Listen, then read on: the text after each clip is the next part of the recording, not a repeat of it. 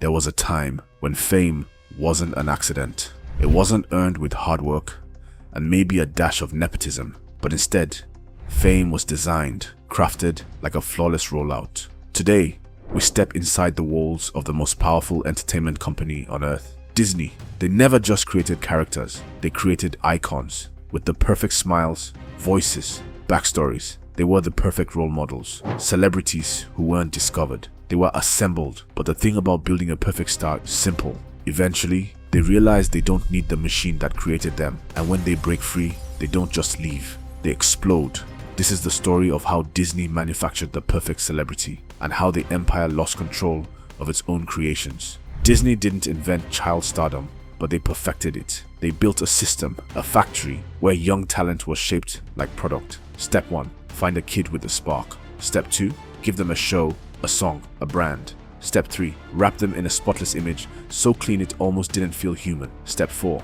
Sell them to the world as the ideal teenager, the one every kid wanted to be and every parent wanted their kid to become. Disney didn't just create celebrities, they created symbols, and symbols don't get to have flaws. By the early 2000s, Disney had perfected the formula.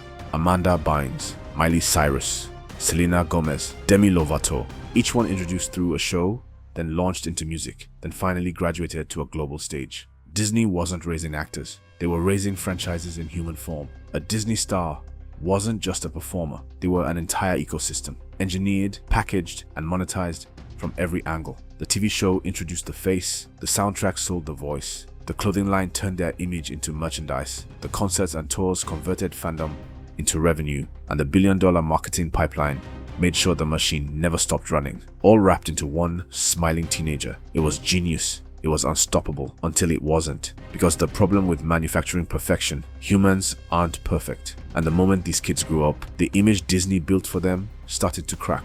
Miley Cyrus tried to shed the Hannah Montana persona, and the world acted like she'd committed a crime. Demi Lovato struggled under the pressure of being a role model, a title they never asked for. Amanda Bynes, the blueprint for the modern Disney star, showed the world what happens when a corporation builds a person but never teaches them how to be human. Disney wanted control, but control has an expiration date because eventually the sheltered kids grow up.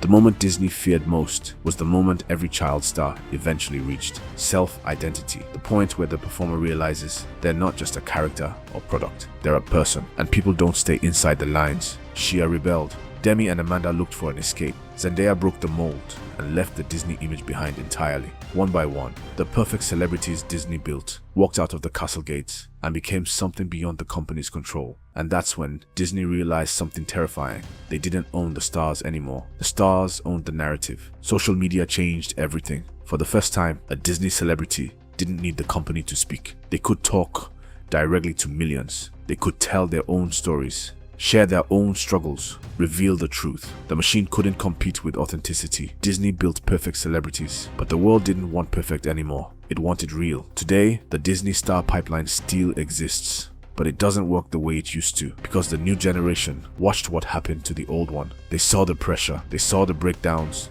they saw the rebellion, and they learned. Now, Disney doesn't create stars, it introduces them. The stars create themselves. The company that once manufactured the perfect celebrity is now just a stepping stone, a launch pad, a first chapter. Because the truth is simple: Disney can build a brand, but it can't contain a human, not forever. You see it in the ones who slipped out of the mold.